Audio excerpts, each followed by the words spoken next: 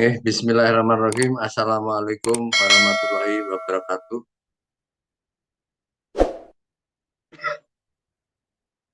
Waalaikumsalam warahmatullahi wabarakatuh, Pak. Ya, adik-adik semuanya yang saya hormati, Alhamdulillah, segala puji, mari kita panjatkan kehadirat Allah Subhanahu wa Ta'ala, Tuhan Yang Maha Esa, dan kuasanya, sehingga kita pada malam hari ini masih diberi kesempatan untuk berkumpul bersilaturahim di dalam rangka proses pembelajaran kajian kita, di mana pada malam hari ini temanya adalah perilaku konsumen dalam menghadapi era digital. Hubungan dengan itu, mari kita berdoa sebelumnya sesuai dengan agama dan keyakinan kita masing-masing. Berdoa mulai.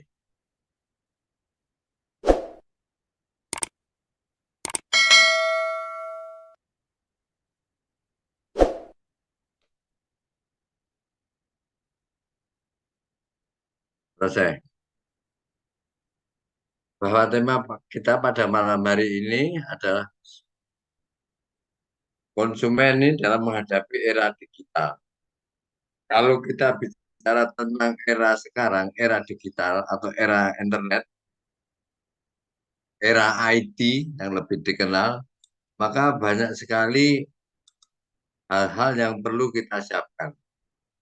Di mana pada dasarnya di dalam sebuah banyak konsep, apakah konsep itu bicara tentang perilaku, tentang konsumen, perilaku tentang organisasi, perilaku tentang patologi organisasi dan lain-lainnya, maka pada dasarnya perilaku itu merupakan sikap dan tingkah laku kita di dalam rangka untuk memenuhi kebutuhan hidup kita. Nah, di dalam kebutuhan hidup kita ini tercermin dua hal. Satu, kebutuhan pokok, yang kedua adalah kebutuhan penunjang. Atau istilahnya itu kebutuhan yang bersifat tidak mutlak. Tapi itu kadang-kadang lebih dominan yang harus disiapkan. Contoh begini, bahwa ketika kita ini hidup di belahan bumi Nusantara ini atau di dunia ini, kita diperlukan sandang, pangan, papan. Ini adalah kebutuhan pokok kita. Kita punya, harapannya kita punya rumah, harapannya kita punya sandang cukup, kita punya penghasilan atau katakanlah makan yang cukup. Itu sandang pangan kita itu 9 bahan pokok ini terpenuhi. Tapi di era digital ini, terutama di kota-kota besar, justru yang diutamakan adalah bukan rumahnya, tapi mobilnya dulu, ya, sebagai sarana mobilisasi. Nah, ini pola pikirnya sudah bergeser dari pemenuhan kebutuhan baku menjadi kebutuhan sekunder yang diutamakan. Nah, inilah pergeseran era ini yang menjadi pemikiran bagi konsumen kita. Baik. Nah, apa ciri-ciri konsumen kita? Perilaku individu ya. Perilaku individu setiap orang, ya, setiap orang yang di dalamnya punya kebutuhan pokok dan kebutuhan penunjang, ya, yang tadi primer dan sekunder tadi. Ini kalau kita tarik lagi ke sini, bahwa ciri seseorang konsumen itu sebenarnya berada pada sisi sebelah mana? Kalau kita bicara tentang konsumen, berarti bicara tentang orang per orang. Kita melihat di sini adalah ciri-ciri biografis, ciri-ciri biologisnya ya. Ini umur, jenis kelamin, status, jumlah tanggungan, dan masa kerja. Ini adalah eh, sebagai pedoman yang awal. Pada dasarnya konsumen ini berada pada kelompok-kelompok yang mempunyai ring seperti ini, ring bakunya ini. Nah, mungkin bayi, katakanlah, atau balita. Balita punya kebutuhan pokok. Pasti yang punya kebutuhan baku adalah orang-orang dewasa. Jenis kelamin demikian juga. Apakah suami, istri, atau pemuda, pemudi, ini adalah sebagai garis batas minimal, standar minimal yang ini terpenuhi dalam rangka pemenuhan kebutuhan pokok.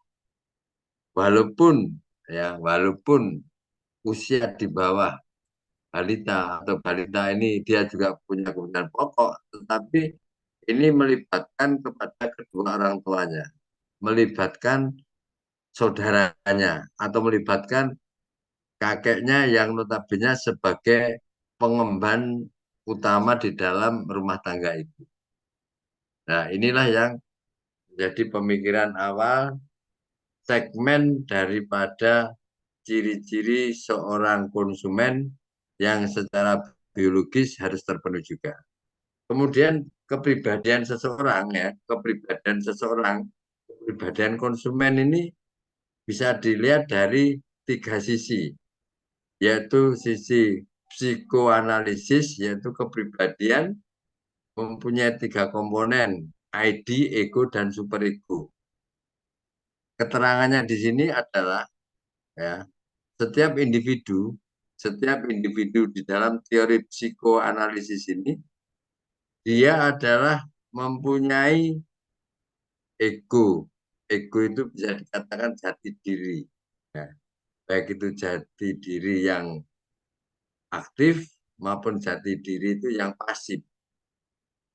Aktif dalam hal ini itu agresif, pasif di sini ya apa adanya.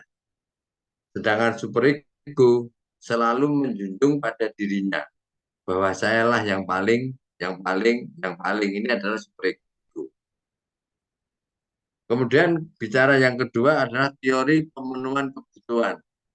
Tadi sudah kita singgung bahwa kebutuhan pokok ini ya, kebutuhan pokok ini kalau kita melihat struktur kebutuhan, yang kebutuhan pokok adalah kalau di Maslow itu kan ada ini ya, ada segitiga wajik itu. Nah, wajik pertama pada kelas dasar adalah kebutuhan pokok. Sandang, pangan, papan itu kebutuhan pokok. Nah, kemudian di atasnya lagi ya, ini setelah kita kebutuhan pokok ini terpenuhi itu apa? Kalau di rumah itu, oh rumah itu perlu adanya aman, ada tentram, lingkungannya aman dan nyaman. Ini pada taraf yang kedua. Taraf yang ketiga, apakah kita semua manusia ini berada pada kegiatan-kegiatan sosial atau keterlibatan kita sebagai warga yang bersosial ya. Bersosial itu kita sebagai RT, kita sebagai RW, kita sebagai pengurus RT, pengurus RW, pengurus PKK. Nah, ini keterlibatan sosial di sini. Apakah kita sudah masuk dalam kelompok ini ketika kebutuhan pokok sudah terpenuhi, rasa aman terpenuhi, kita meningkat. Orang itu biasanya kalau sudah pada tataran kebutuhan pokok terpenuhi, kebutuhan kedua terpenuhi, dia menginjak kebutuhan ketiga. Pengabdian kita di tengah-tengah masyarakat itu apa yang harus kita lakukan? Tadi sudah kita sampaikan ada namanya kegiatan-kegiatan sosial, tadi PKK, pengurus RT, pengurus RW, pengurus takmir masjid, langgar, kegiatan-kegiatan sosial, kegiatan-kegiatan kegotong royongan. Kalau tetangganya punya pesta, kita datang, ya. Ada kematian, kita datang. Ada pengajian, kita datang. Ini menunjukkan pengangkatan kepada diri seseorang di tengah-tengah masyarakat. Ini nama sosial. Kemudian yang keempat ini adalah harga diri seseorang. Orang sering bicara tentang harga diri. Orang itu kalau sudah bicara tentang harga diri, itu tempatnya memang sudah di atas. Karena memang sudah melampaui kebutuhan pokok, aman sosial. Kita berada pada level yang keempat, yaitu harga diri. Harga diri kita ini ditaruh di mana? Nah, kadang-kadang kan ada orang bilang gitu. Muka kita ini loh ditaruh di mana? Kita ini kan punya harga diri. Masa kita mau beli yang barang-barang murahan, gitu, barang-barang kreditan? Kita kan punya uang cash.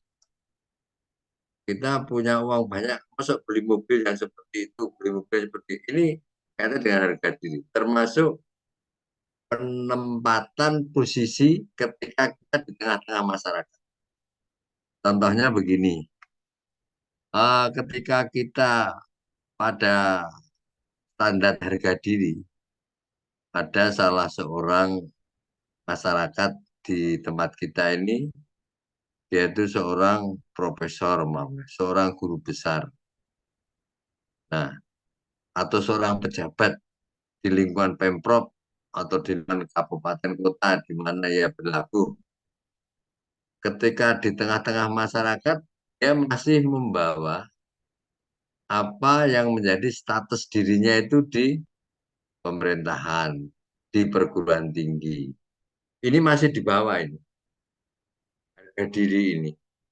Harapannya supaya di tengah-tengah masyarakat ini, harga dirinya itu masih tetap disamakan ketika dia masih ada di kantor gubernur, ada di kantor kabupaten, ada di dinas ini, di dinas itu. Ya, ada sebagai dosen, sebagai guru besar di perguruan tinggi. Ini masih menempatkan harga dirinya itu masih seperti di kantor. Harapannya seperti ini. Sedangkan pandangan kita ketika kita melihat harga diri seseorang yang ada di kelompok 4 ini beda, bahwa bagaimana kita mempertahankan harga diri kita di tengah-tengah masyarakat, masyarakat yang homogen ini, ya, kita mampu mengendalikan, kita memberikan aktualisasi terhadap apa yang diinginkan oleh masyarakat di situ, dan kita ditempatkan dalam posisi yang sebenarnya. Siapa yang menempatkan adalah masyarakat. Nah, inilah harga diri seseorang ini juga tergantung kepada pembawaan kita ketika kita dihadapkan dalam kehidupan di tengah-tengah masyarakat. Nah, kemudian yang puncak terakhir adalah aktualisasi. Aktualisasi itu sudah sempurna. Nah, orang dalam kapasitas sempurna inilah jarang orang sampai dengan pada level yang kelima ini. Atau level yang pertama, kalau levelnya itu dibalik. Nah, aktualisasi diri ini diharapkan orang itu secara ekonomi sudah cukup aman, ya, harga dirinya ya, kegiatan sosial sudah oke. Kemudian aktualisasi dari ilmu pengetahuan yang dia dapatkan, ya, ketika di kantor, ketika di perguruan tinggi, ketika di mana di pemerintahan, ini masih terjaga dengan baik, sehingga di dalam kehidupan di tengah-tengah masyarakat, masyarakat masih menghargai akan kewibawaan, akan profesionalisme, akan kemampuan mereka untuk serta di dalam rangka mewujudkan apa yang masuk dalam kategori aktualisasi diri. Benar bahwa yang bersangkutan ini adalah orang yang betul-betul dibutuhkan dalam kehidupan bermasyarakat. Nah, ini namanya teori Maslow yang pada saat itu terkenal sekali. Apa betul sekarang konsumen itu juga akan berbicara tentang ini? Nah, kalian sekarang yang mulai. Kemudian berikutnya kita bicara tentang teori konsentrasi. Teori ini menekankan bahwa kepribadian manusia tidak dibawa sejak lahir, tetapi dipelajari melalui pengalaman dan interaksi dengan lingkungan. Kalau menurut konsep ini, teori ini, ya, teori konsentrasi namanya, bahwa setiap manusia yang lahir, ya, itu tidak membawa apa-apa. Merah putihnya, ya, jelek dan bagusnya itu dipelajari dan tergantung kepada bangunan yang disiapkan oleh orang tuanya dan lingkungannya. Ini sangat penting. Makanya bangunan yang disiapkan oleh orang tua ini ketika anak baru lahir dan masih kecil ini benar-benar peran orang tua sangat tinggi sekali. Mau jadi merah putihnya anak ini mutlak ada di tangan kedua orang tuanya. Tentunya juga tidak lepas dengan lingkungan di mana interaksi itu dilakukan. Makanya di sini kita kasih gambar nih modelnya. Modelnya seseorang itu seperti ini untuk menjawab tiga hal ini. Kalau tiga hal ini semua terjawab dengan baik, kita selalu berusaha untuk mendekatkan seperti konsep satu 2 3 ini, maka gambar seperti ini itu akan terpenuhi. Artinya semangat dan girangnya ini akan terpenuhi. Nah, kemudian yang ketiga, ini kita bicara tentang lingkungan strategis organisasi dan individu. Ini sebenarnya lingkungan strategis ini. Ini tak ganti ya. Lingkungan strategis konsumen.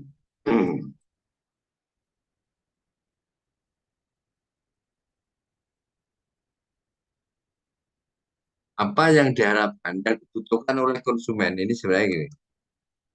Apa yang diharapkan oleh konsumen itu dipengaruhi oleh banyak hal ini. Apa saja yang mempengaruhi ini? Ya ini yang mempengaruhi. Coba kita sekarang kita lihat satu persatu yang mempengaruhi ini. Ini untuk menghilangkan ini. Oke. Nah,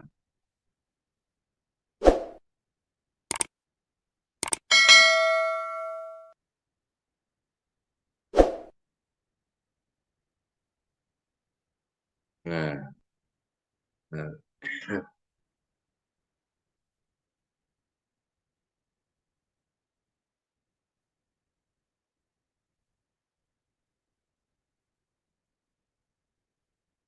nah, lingkungan strategis konsumen artinya program lingkungan strategis ini yang perlu diamankan. Ya. Nah, apakah kita selalu terlibat di dalam proses ini supaya lingkungan kita itu aman, strategis, maka cara pandangnya konsumen ini harus melihat dari unsur ini. Yang pertama yang kita lihat itu ya, unsur pertama itu berkaitan dengan masalah keamanan di negeri ini. Negeri ini membutuhkan keamanan. Kalau negara ini aman, maka Indonesia sebagai poros maritim, ya istilahnya itu tol laut kalau di dalam istilah ini, maka semua proses produksi dan proses ekonomi ini dengan adanya tol laut, poros maritim, ini berbagai upaya dilakukan oleh pemerintah untuk apa? Untuk menjadikan satu kesatuan di bidang ekonomi supaya terjadi pemerataan ekonomi di luar Jawa, di Jawa, di mana saja ketika kita membutuhkan sesuatu, konsumen membutuhkan sesuatu itu gampang. Tidak harus semuanya ke Jawa, tapi di luar Jawa juga ada. Nah, peran daripada tol laut maupun poros maritim ini adalah sebagai distributor ya. Distributor melalui laut untuk mempercepat proses pengiriman barang dan jasa. Nah ini, maka tol laut ini di era ini dibangun besar-besaran supaya apa? Tidak terjadi penjenjangan yang kesenjangan, tidak terlalu jauh kesenjangan antara Jawa dan luar Jawa atau Sulawesi dengan pulau-pulau di sekitarnya. Yang agak repot ini pulau-pulau besar dengan pulau-pulau kecil yang di sekitarnya ini. Nah, inilah yang memerlukan pelabuhan-pelabuhan baru, buka pelabuhan-pelabuhan baru. Ini sebenarnya di dalam rangka mempercepat proses proses pertumbuhan ekonomi di semua lini ini, termasuk pulau-pulau yang terpencil. Sedangkan di Indonesia ini pulau terpencilnya jauh lebih banyak dibandingkan pulau-pulau besar yang ada di sekitar kita. Pulau besar contohnya Jawa, Sula, Sumatera, Kalimantan, Sulawesi, Papua, terus kemudian Bali, NTB. Mulai NTB, NTT, Ambon, Papua, itu banyak ribuan kepulauan kecil-kecil. Nah, sedangkan pulau-pulau kecil itu juga dihuni oleh masyarakat atau penduduk Indonesia. Sedangkan penduduk-penduduk yang di daerah terpencil-terpencil ini juga memerlukan kebutuhan bahan baku, bahan pokok, kan tadi yang kita sampaikan di depan. Kita butuh sandang, pangan, papan. Kita butuh aman. Kita juga butuh sosial. Kita juga butuh harga diri. Kita juga butuh aktualisasi. Sama manusia pada dasar. Tetapi untuk menjawab pertahanan keamanan inilah minimal harus melibatkan tiga hal ini. Kalau memang betul-betul strategis konsumen itu pemikirannya model seperti progres lingkungan strategis ini. Makanya seorang konsumen di era globalisasi, di era daya saing ini, cara berpikirnya harus kompleksitasnya ini tinggi.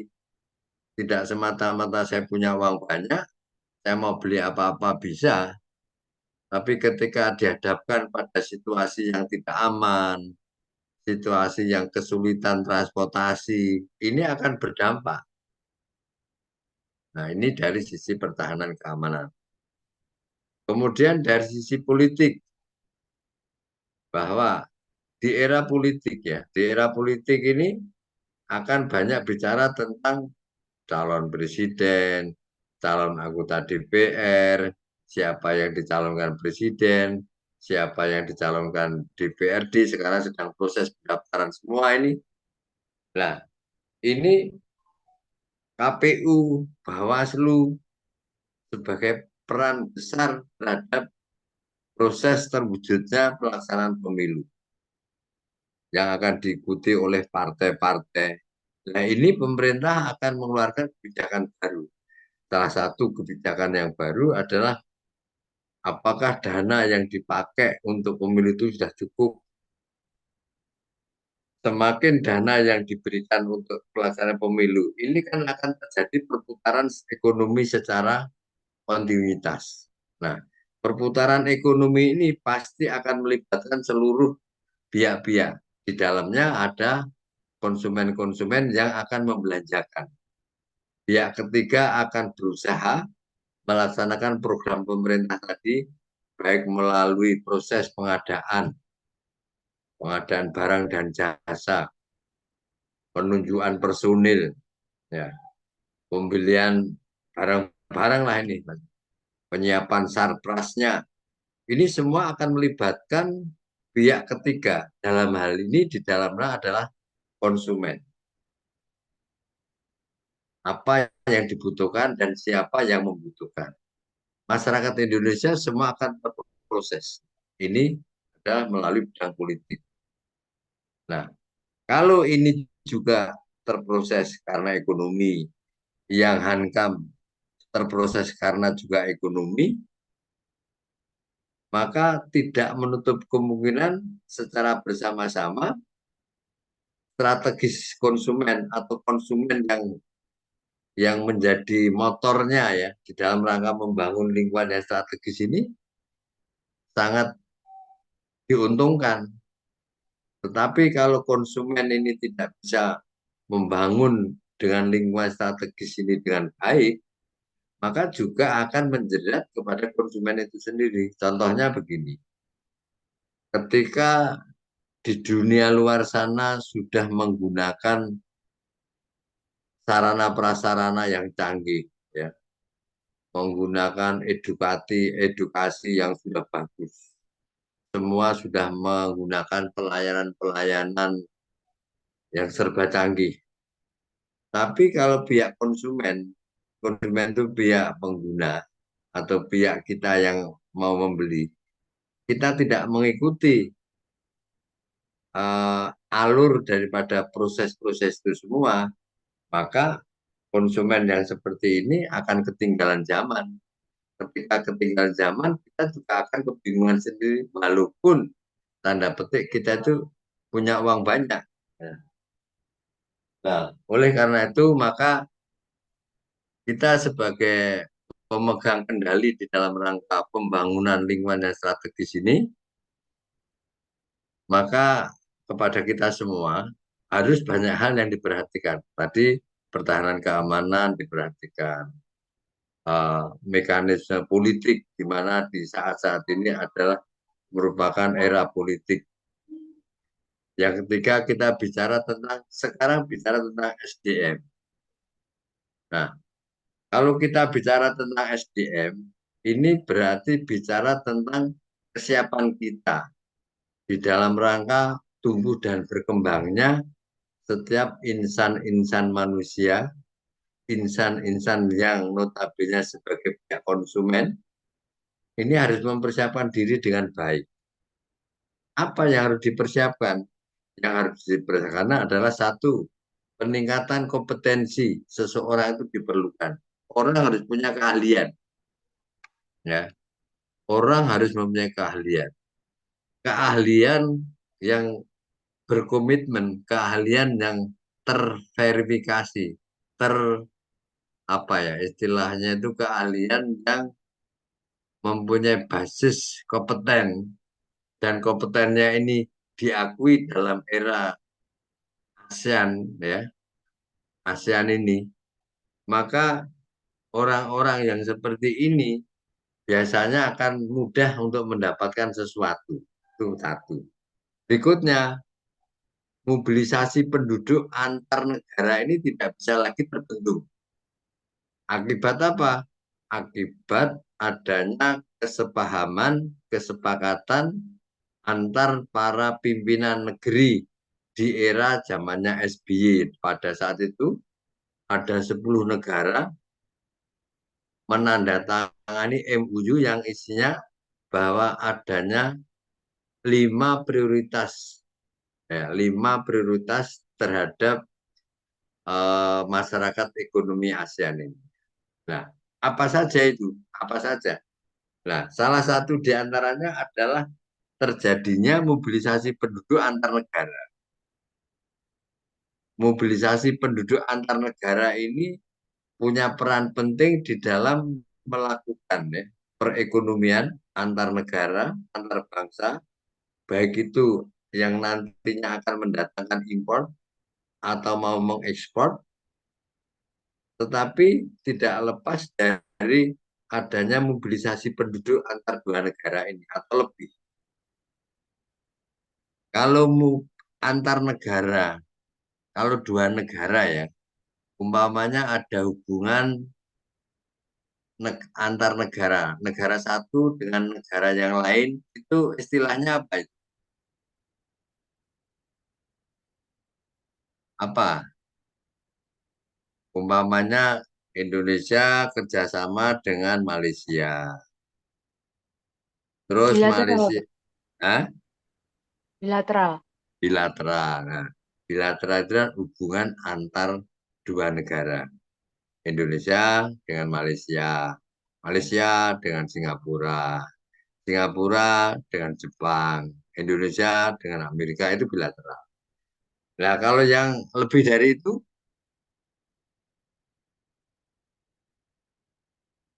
Multilateral. multilateral ya betul. Nah, itu kalau lebih Indonesia, Jepang, Korea, Malaysia, Taiwan, bila itu multi. Nah, ini sikap-sikap seperti ini, pemahaman seperti ini, konsumen itu harus menguasai ini sebenarnya. Makanya kita bisa menjelaskan ini bisa jam-jaman kalau kita bisa melihat antar sudut ini. Kita bicara tentang kompetensi sendiri. Kita bicara tentang mobilisasi penduduk sendiri. Ya. Ini semua karena kaitannya dengan ekonomi. Kalau ini bagus, ya SDM-nya bagus, maka sekaligus akan bisa mengangkat perekonomian di Indonesia. Kalau perekonomian di Indonesia bisa berputar dengan baik, maka jasa kemanusiaan, konsumen-konsumen yang ada di Indonesia ini juga meningkat karena tingkat daya belinya bagus. Karena apa? Daya belinya bagus. Karena punya uang. Karena punya uang mah karena kerja. Karena kerja ada kesempatan untuk bekerja, untuk berusaha. Nah, ini adalah peluang-peluang yang diciptakan oleh negara. Negara selalu melibatkan pihak ketiga. Pihak ketiga ini ya kita-kita ini. Di luar pemerintah itu namanya pihak ketiga. Nah, kebijakan pemerintah sekarang adalah semua elemen kondisi masyarakat kita itu berusaha semaksimal mungkin untuk kearifan lokal itu terus ditumbuh kembangkan. Karena apa?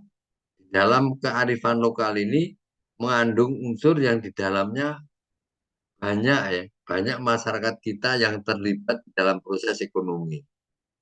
Adanya kreativitas masalah batik, kreativitas masalah ukir-ukiran, kreativitas di bidang A, B, C, dan seterusnya. Ini sebenarnya siapa pembelinya? Ya pembelinya ya kita sebagai konsumennya.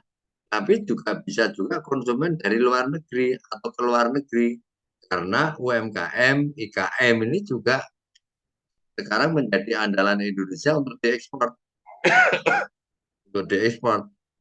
Jadi tidak hanya untuk Indonesia, tapi juga untuk luar negeri. Nah, ini kalau kita bicara tentang adanya tuntutan-tuntutan yang berkaitan dengan adanya lingkungan strategis ini tadi. Nah, kemudian kita masih bicara tentang SDM yang meningkat ini. Harapannya ke depan ini masyarakat Indonesia itu yang saat ini berpendidikan istilahnya mayoritas berada pada tingkat SD SMP, ya 2-3 tahun ke depan prosentasenya sudah berpindah bahwa sebagian besar sudah berada pada kelas-kelas menengah, kelas-kelas diploma. Berikutnya lagi sudah berada pada level atas, ya, level atas yang sarjana itu. Nah, kalau kondisi seperti ini bisa lebih bagus, bisa diciptakan, sadar akan pentingnya pendidikan, pendidikan yang dilengkapi dengan kompetensi. Ya.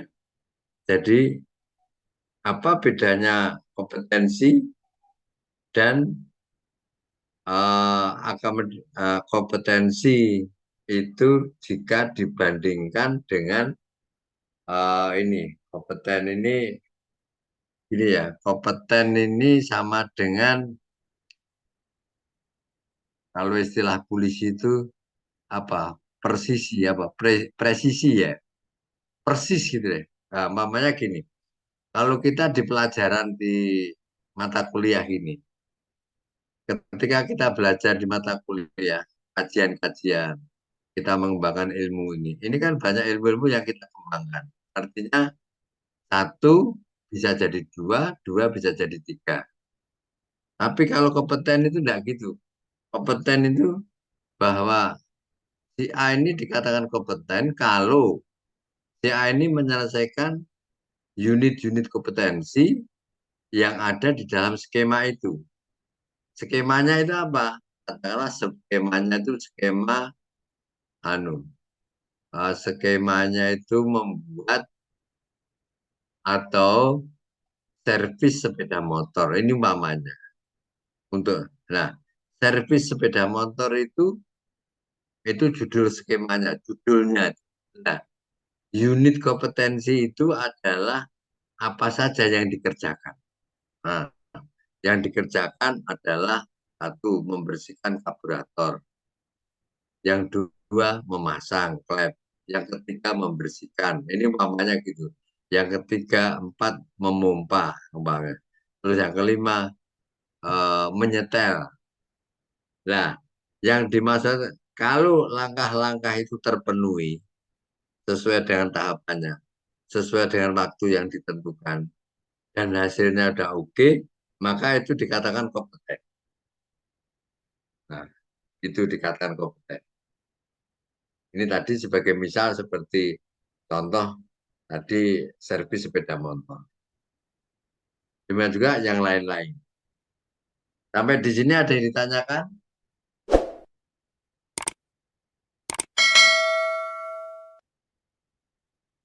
Mana yang ayo mari kita diskusikan, mana yang perlu kita diskusikan. Yang jelas bahwa lingkungan strategis konsumen ini kita harus memperhatikan SDM-nya. Kita harus memperhatikan kondisi sekarang ini, perpolitikan. Kita harus memperhatikan tentang adanya pertahanan keamanan di negara-negara kita. Sekarang dibangun dengan adanya pos maritim. Siapa yang punya peran di sini? Poros maritim. Ini kan kedaulatan rakyat ini tidak semata-mata hanya daratan, tapi juga lautannya. Lautannya ini sekarang mempunyai dari dulu sampai sekarang itu laut kita ini lebih luas dibandingkan daratan kita.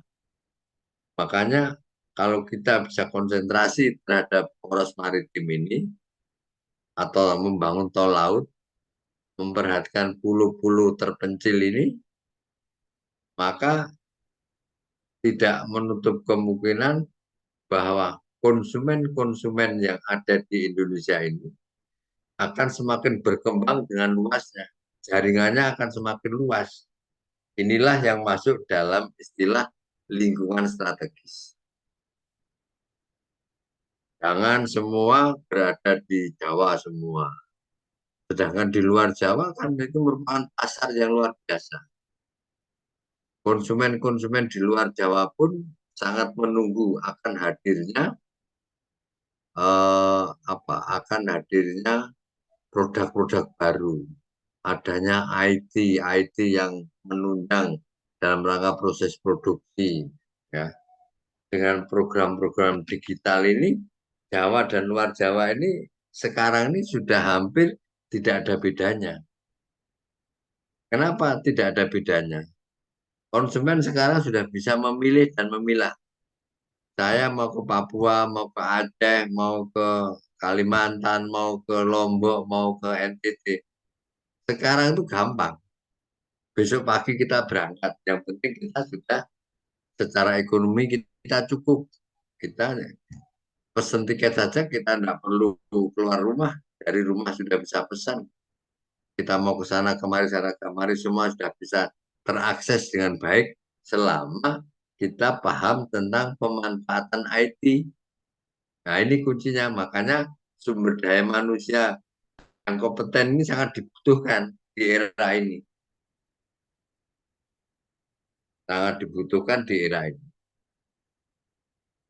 Nah, kalau kita tidak mau mengikuti perjalanan IT, tidak mau mengikuti tentang apa namanya internetisasi. Sekarang itu internet sudah sampai di kampung-kampung. Pojok kampung sana sudah dibangun. Kalau di Indonesia ini istilahnya itu di era Jokowi ini melalui Menteri Infokom, Menteri Informasi dan Komunikasi, ini dibangun adanya 3 gardu utama, yaitu satelit ya, satelit merah putih istilahnya. Sebelah timur, tengah, dan barat. Yang tengah sama barat sudah selesai, sekarang sudah mau finishingnya yang sebelah timur.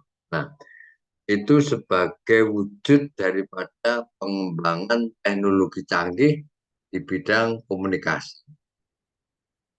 Nah, kalau kita punya palapa itu, ya, yang istilah sekarang itu palapa merah putih ini merupakan gengsi juga untuk negara Republik Indonesia.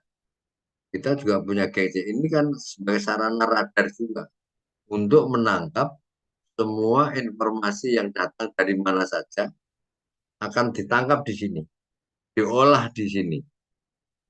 Nah, apakah ini nanti akan membahayakan kepada masyarakat Indonesia atau tidak?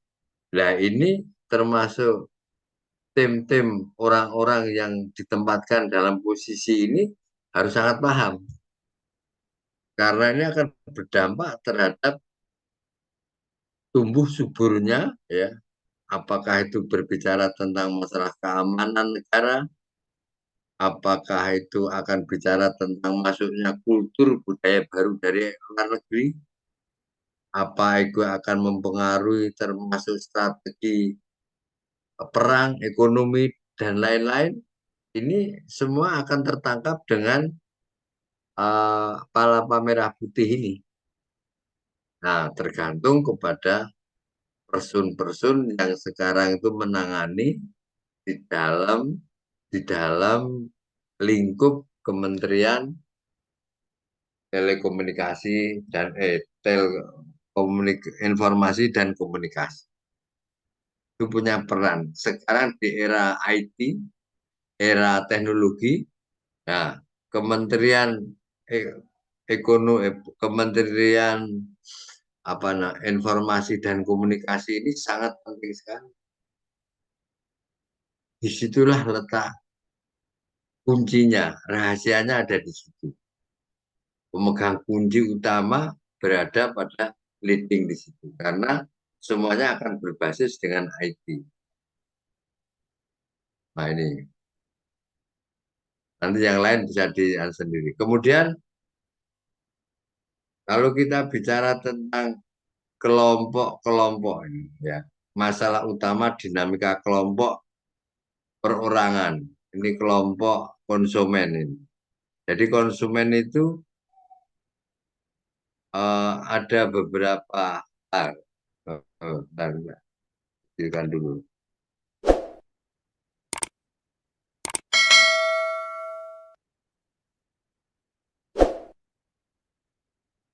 Masalah utama di kelompok konsumen. Konsumen. Nah, masalah utama dinamika kelompok konsumen. Jadi konsumen ini ada klaster, ya. Ada kelompok-kelompok. Mungkin kelompok rendah, menengah, tinggi. Kalau dibikin klaster, kaya, sedang, miskin.